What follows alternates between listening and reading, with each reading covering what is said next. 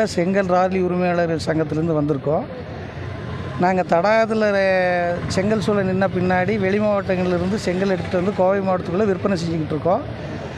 அரசு நிர்ணயித்த விதிகள் படி அதிக பாரம் ஏற்றாமல் ரோட் டேக்ஸு, டிரைவர்கள் குடிபோதை இல்லாமல் நல்லபடியாக செஞ்சுக்கிட்டு இருக்கோம். இதில் வந்து வெளி மாவட்டத்திலேருந்து வரக்கூடிய வண்டிகள் வந்து அதிக பாரம் ஏற்றிட்டு வந்து நாங்கள் சரியான பாரம் ஏற்றிட்டு வந்து நாங்கள் ஒரு விலைக்கு விற்றுக்கிட்டு இருக்கோம். அதிக பாரம் ஏற்றிக்கிட்டு வந்து அவங்க அதிகமாக குறைந்த விலைக்கு விற்று எங்களுடைய வாழ்வாதாரம் பாதிக்கிற மாதிரி நடந்துக்கிட்டு இருக்குது. அதுக்கு வந்து உரிய நடவடிக்கை எடுத்து எங்களுடைய வாழ்வாதாரத்தை காப்பாற்றணும்னு சொல்லி மாவட்ட தலைவர்கிட்ட நாங்கள் மனு கொடுக்க வந்திருக்கோங்க. இங்கே எங்கேருந்து செங்கல் கொண்டு வந்தீங்க சார்? அதாவது செங்கல் வந்து பார்த்திங்கன்னா நம்ம கோவை மாவட்டத்துக்கு வந்து பார்த்திங்கன்னா கரூர்லேருந்து வருதுங்க, பழனியிலேருந்து வருதுங்க, அதே மாதிரி பெங்களூர்லேருந்து வருதுங்க, மேச்சேரி, இந்த மாதிரி பல ஏரியாவிலேருந்து வருதுங்க. நம்ம கோவை மாவட்ட எல்லைக்குள்ளே வரும்போது பார்த்திங்கன்னா அவங்க வந்து வரும்போதே 6000 கல் போடக்கூடிய வண்டியில் 10,000 கல் போட்டு கொண்டு வராங்க. அதாவது 19 டன் கொண்டு வர வேண்டிய லோடுக்கு 35 டன்னுக்கு மேலே வருதுங்க.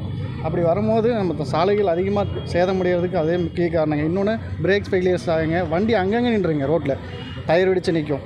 ஏன்னா இந்த மாதிரி அதிகமான இடையூறுகள் பொதுமக்களுக்கு சரி எங்கள் போக்குவரத்துலேயுமே இடையூறுகள். இது அவங்க ஏன் பண்ணுறாங்கன்னா, நாங்கள் வந்து கரெக்டான லோடு ஓட்டி ஒரு 11 ரூபா 12 ரூபா அந்த ரேஞ்சுக்கு வைக்கும் போது அவங்க வந்து நம்மளை விட அதிகமாக கல்லை போட்டு வந்து ஒரு 50 பைசாலேருந்து ஒரு ரூபா வரைக்கும் விலை கம்மியாக கஸ்டமர்கிட்ட கொடுத்துட்றாங்க. இது வந்து ஆக்சுவலாக விதிமீறலுங்க. நாங்கள் கரெக்டாக போட்டு ஓட்டுறோம், அவங்கள வந்து ஃபைன் போட்டாங்கன்னா அவங்களெல்லாம் தடுக்கலாங்க. அவங்க ஆர்டிஓ மூலிமா நாங்கள் எல்லா வழித்தடங்களையும் மென்ஷன் பண்ணி கொடுத்துருக்கோம். எந்தெந்த வழித்தடங்களில் கோயம்புத்தூருக்குள்ளே வருதுங்கிறத அதை மென்ஷன் பண்ணி கொடுத்துருக்கோம். அதை கொஞ்சம் நம்ம ஆர்டிஓ டிபார்ட்மெண்ட்டில் இருக்கவங்களுக்கு ஒரு கலெக்டர் ஃபார்வேர்ட் பண்ணியிருக்காருங்க. அவங்க வந்து கண்டிப்பாக நடவடிக்கை எடுக்கிறேன் அப்படின்னு இருக்காங்க. ரெகுலராக ரோந்து பண்ணி நடக்க சொல்கிறேன்னு இருக்காங்க.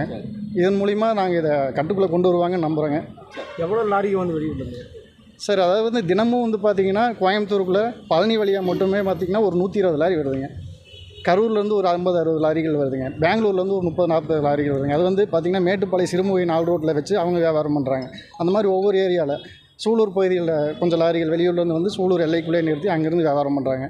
இந்த மாதிரி பண்ணுறாங்க. நாங்கள் மட்டும் வந்து நாங்கள் சங்கத்தில் வந்து பார்த்திங்கன்னா ஒரு 130 பேர் இருக்கோம். ஒவ்வொருத்தர்கிட்டையும் 4-5 வண்டி இருக்குங்க. மொத்தமாக ஒரு 300-400 வண்டி இருக்குங்க. நாங்கள் விதிமீறலுக்கு உட்பட்டு நடக்கிறோம். சில லாரிகள் அதாவது அவங்களால எங்களுக்கும் பேர் கெட்டு போகுதுங்க. செங்கல் லாரிகள் தான் இந்த மாதிரி ஆக்சிடென்ட் பண்ணிடுறாங்க இந்த மாதிரியெல்லாம். ஸோ அதை கொஞ்சம் தடுக்கணும்னு மாவட்ட ஆட்சியர்கிட்ட கேட்டிருக்கோம். அரசாங்க நிர்ணயம் விதிகளுக்கு உட்பட்டு நம்ம நடந்துக்கிட்டு இருக்கோம் சார்.